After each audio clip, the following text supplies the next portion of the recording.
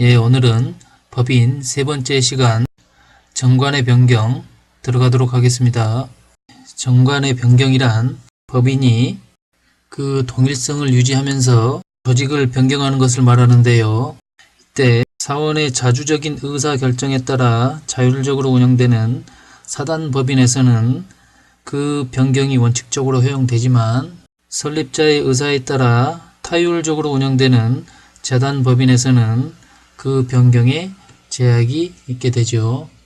사단법인과 재단법인 모두 정관의 변경은 주무관청의 허가를 얻지 않으면 그 효력이 없다 해서 주무관청의 허가를 요하는데요.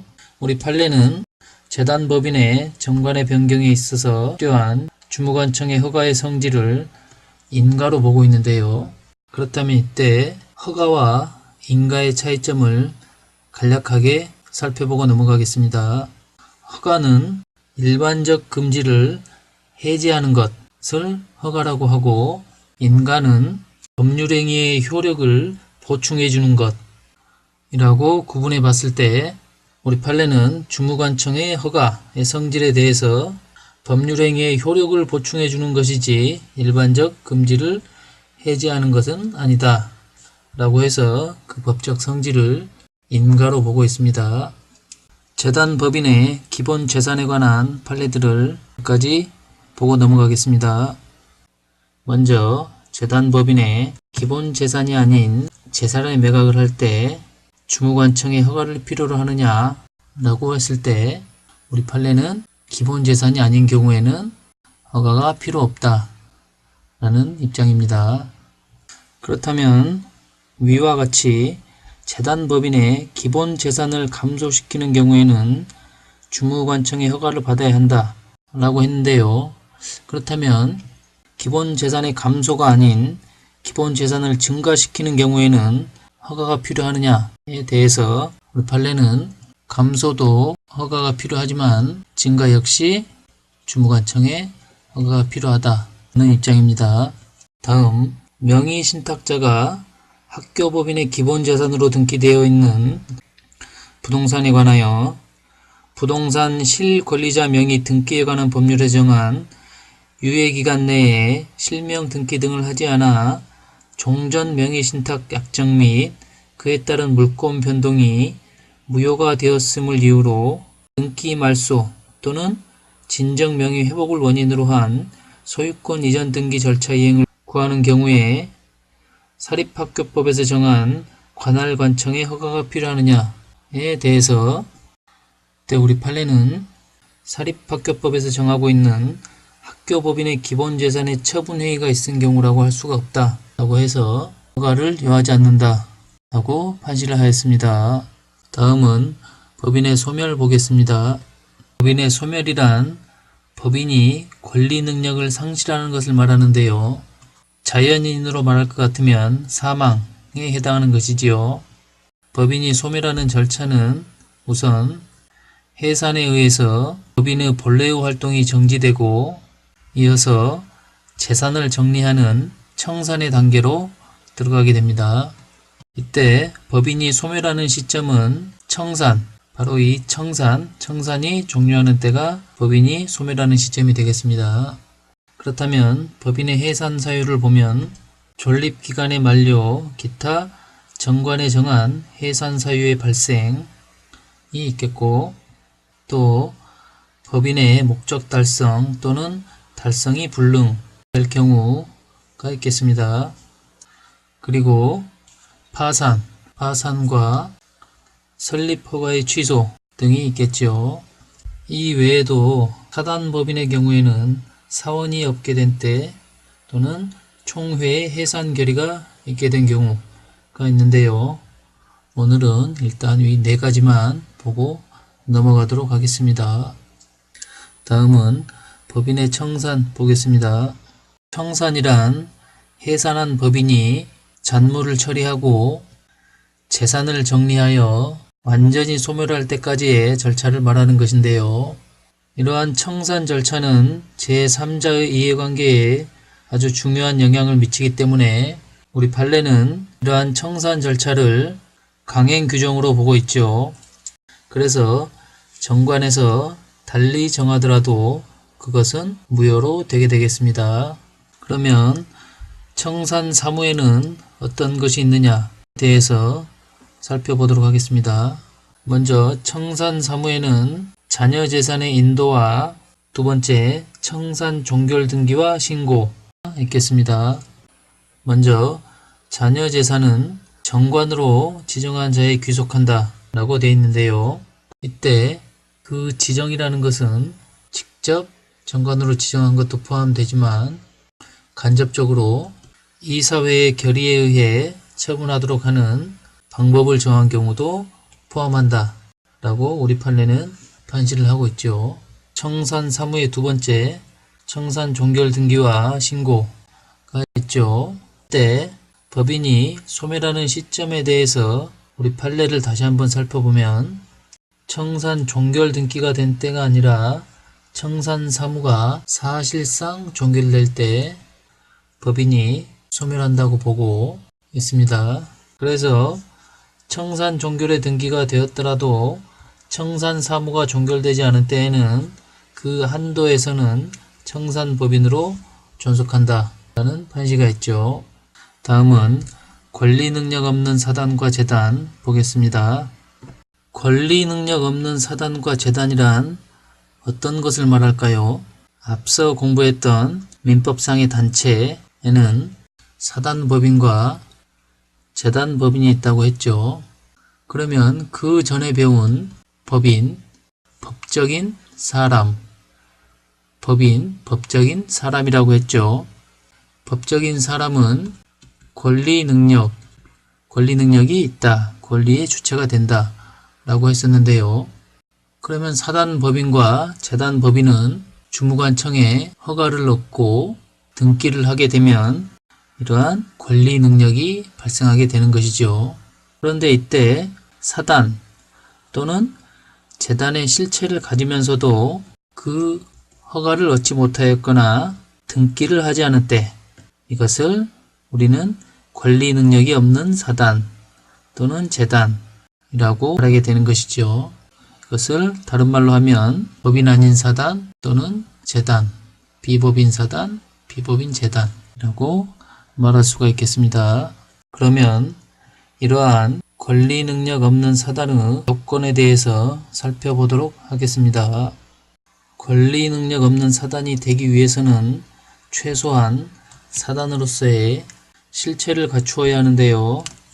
우리 판례는 이에 대한 요건으로 첫 번째, 규약이 필요하다고 하였고 두 번째, 이에 근거한 의사결정기관 및 집행기관인 대표자를 두는 등 조직을 갖추고 있어야 된다고 하고 있으며 세 번째, 기관의 의결이나 업무 집행 방법이 다수결의 원칙에 의하여 행하여져야 한다고 하고 있으며 네 번째, 구성원의 가입, 탈퇴 등으로 인한 변경에 관계없이 단체 그 자체가 존속되고 그 조직에 의하여 대표의 방법, 총회나 이사회 등의 운영, 자본의 구성, 재산의 관리, 기타 단체로서의 주요 사항이 확정되어 있는 경우 비법인 사단으로서 실체를 가진다고 한다라고 판시를 하고 있죠. 그렇다면 어떤 것을 비법인 사단으로 보고 또 어떤 것을 비법인 사단으로 볼 수 없는지 우리 판례의 입장을 살펴보도록 하겠습니다.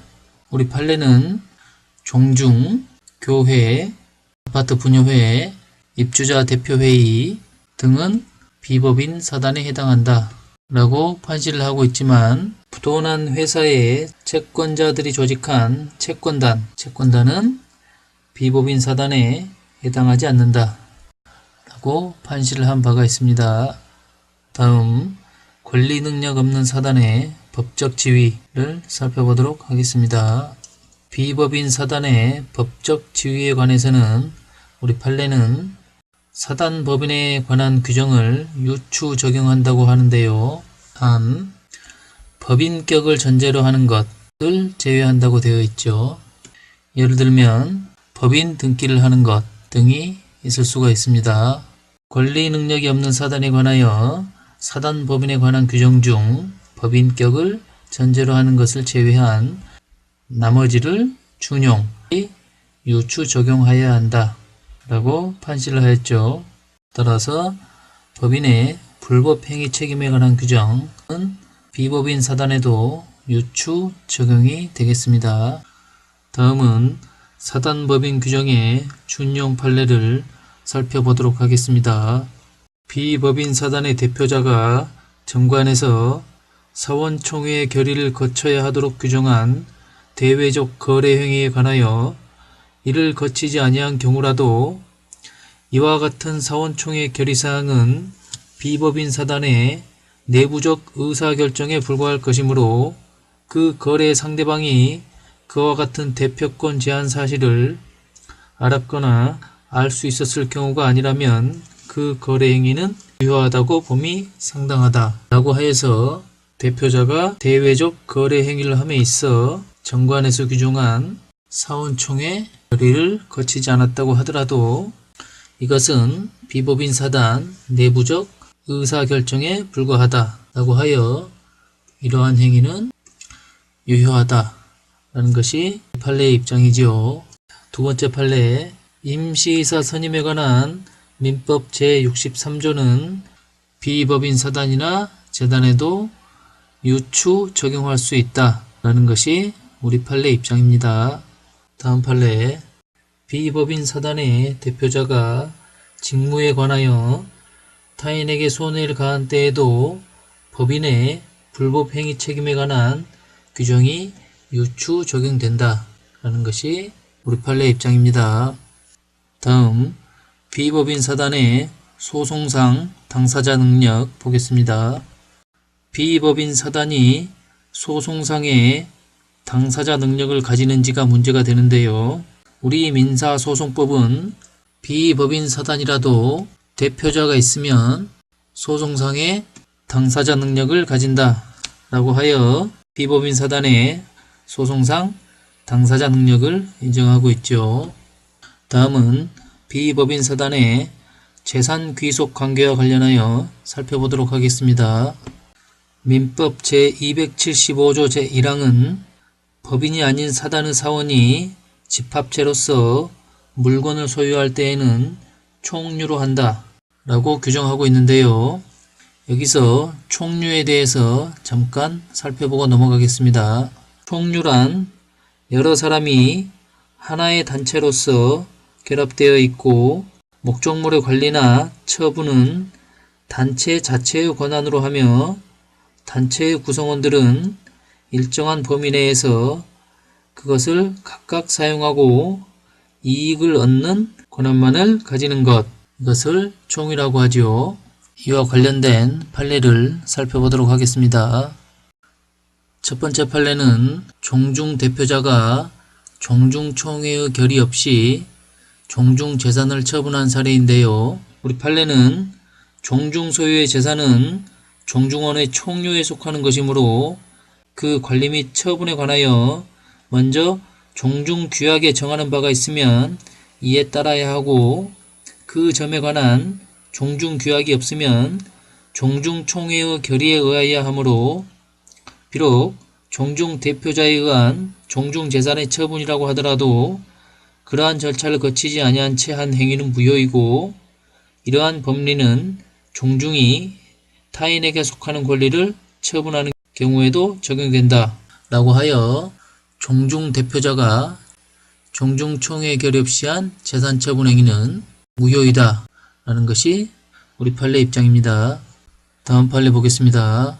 다음 판례는 비법인 사단의 대표자가 조합 임원회의 결의 없이 사단 이름으로 채무 보증 행위를 한 것인데요. 이와 관련하여 우리 판례는 민법 제275조에서 말하는 총류물의 관리 및 처분이라 함은 총류물 그 자체에 관한 이용, 계량 행위나 법률적, 사실적 처분 행위를 의미하는 것이므로 비법인 사단이 타인 간의 금전 채무를 보증하는 행위는 총류물 그 자체의 관리 처분이 따르지 아니하는 단순한 채무 부담 행위에 불과하여 이를 총유무르 관리 처분 행위라고 볼 수는 없다. 따라서 비법인 사단인 재건축조합 조합장이 채무 보증 계약을 체결하면서 조합 규약에서 정한 조합 임원회의 결의를 거치지 아니하였다거나 조합은 총회 결의를 거치지 않았다고 하더라도 그것만으로 보증계약이 무효라고 할 수는 없다 라고 하여 비법인 사단의 대표자가 조합 임원회 결의나 조합원 총회 결의를 거치지 않고 채무 보증 행위를 하였다고 하더라도 이것은 무효가 아니다 라고 판시한 사례입니다. 다음 판례는 종중의 대표자가 종중재산 보존 행위의 소를 제기함에 있어 종중의 대표자 개인 명의로 소를 제기할 수 있는지가 문제된 사안인데요. 이에 관해 우리 판례는 총유 재산에 관한 소송은 법인 아닌 사단이 그 명의로 사원총회 결의를 거쳐 하거나 또는 그 구성원 전원이 당사자가 되어 필수적 공동소송의 형태로 할 수 있을 뿐 그 사단의 구성원은 설령 그가 사단의 대표자라거나 사원총회 결의를 거쳤다 하더라도 그 소송의 당사자가 될 수 없고 이러한 법리는 총유재산의 보존 행위로서 소를 제기하는 경우에도 마찬가지라 할 것이다 라고 하여 아무리 종중의 대표자이고 그 종중재산의 보존 행위로서 소를 제기한다 하더라도 대표자 개인 명의로서는 소를 제기할 수가 없다 라고 하여 종중 대표자가 종중 재산의 보존 행위로 소를 제기하더라도 대표자 개인 명의로 제기할 수는 없고 종중이 당사자가 되거나 또는 종중원 전원이 당사자가 되어 제기할 수 있을 뿐 대표자 개인 명의로 소를 제기할 수는 없다 라는 것이 우리 판례 입장입니다. 다음은 교회와 사찰재산의 처분에 대한 비교 판례를 보도록 하겠습니다.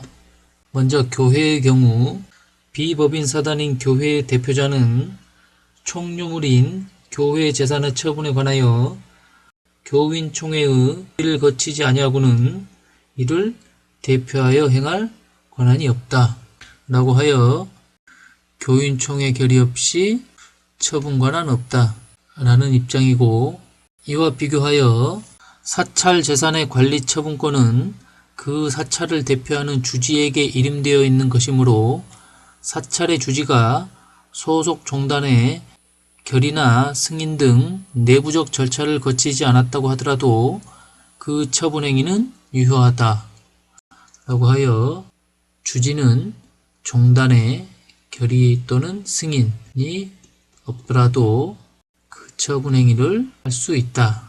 이것이 우리 판례 입장입니다.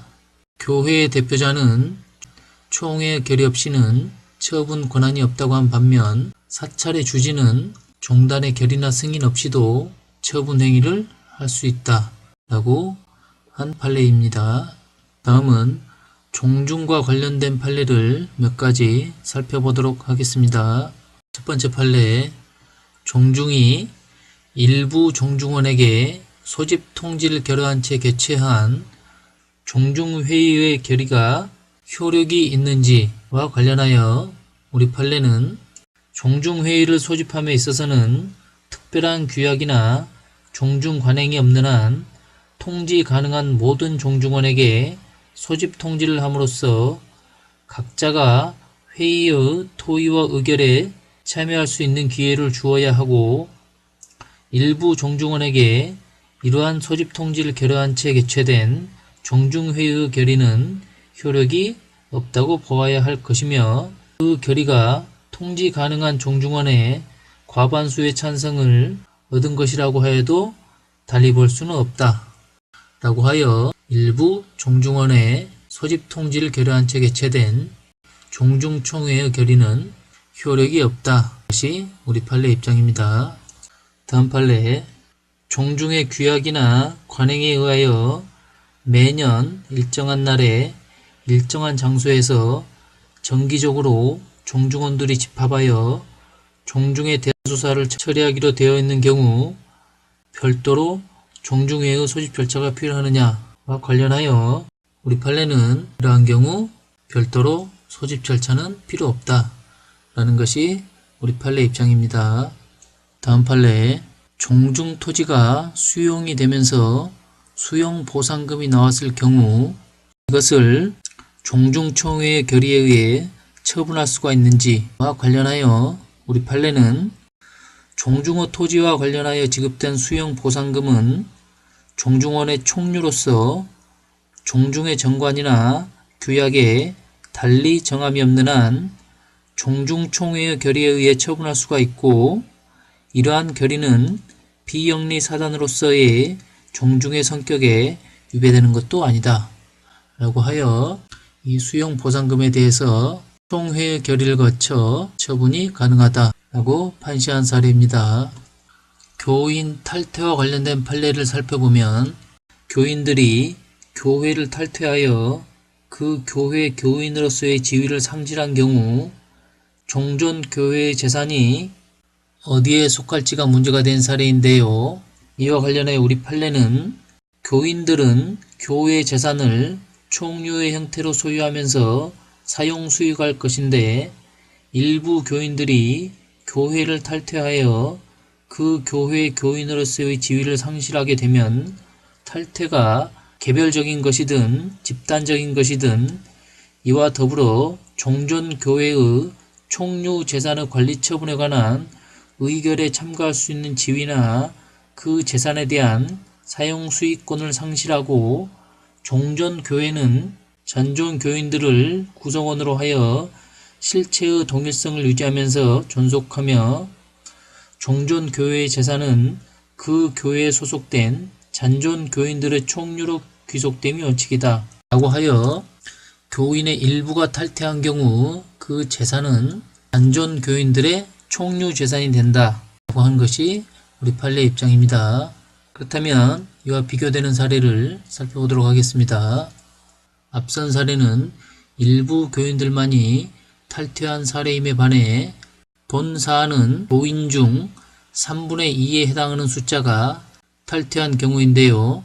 이와 관련하여 우리 판례는 소속 교단에서의 탈퇴 내지 교단의 변경은 사단법인 정관 변경에 준하여 의결권을 가진 교인 3분의 2 이상의 찬성에 의한 결의를 필요로 하고, 그 결의 요건을 갖추어 소속 교단을 탈퇴하거나 다른 교단으로 변경한 경우에 종전교회의 실체는 이와 같이 교단을 탈퇴한 교회로서 존속하고, 종전교회의 재산은 위 탈퇴한 교회의 소속 교인들의 총류로 귀속된다 라고 하여 사단법인 정관 변경에 준하여 의결권을 가진 3분의 2 이상이 탈퇴한 경우에는 종전교회의 재산은 위 탈퇴한 교인 소속 교인들의 총류로 귀속된다 라는 것이 우리 판례 입장입니다. 다음 판례 보겠습니다.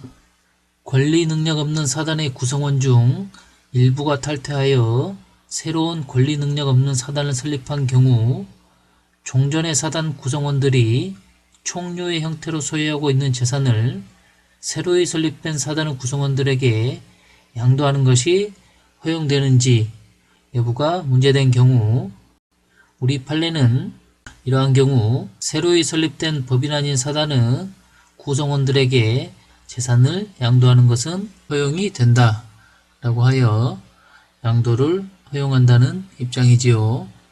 오늘 법인 마지막 시간이었는데요. 긴 시간 수고 많으셨습니다. 내일은 권리의 객체부터 강의 이어나가도록 하겠습니다. 수고하셨습니다.